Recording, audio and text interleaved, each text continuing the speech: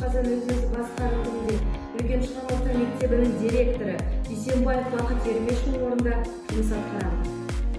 Мен Рахмедин Гүлшат 5 қазан өзін басқару түріндегі директордың оқу ісі жөніндегі орынбасары Құрбанов Зульяр Бухандиновның жұмысын атқарамын.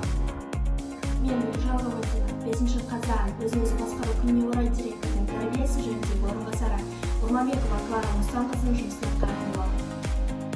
Мен Қабылбай Елдар 5 қазан үйлер бөлімінде директордың тәрбие ісі жөніндегі орынбасары Жанұзақов Қуат Шәржановның жұмысын атқарамын. Мен Нұрлан Жолдас 5 қазан үйлер бөлімінде директордың әдістемелік ісі жөніндегі орынбасары Бекбосынова Кәдір қыз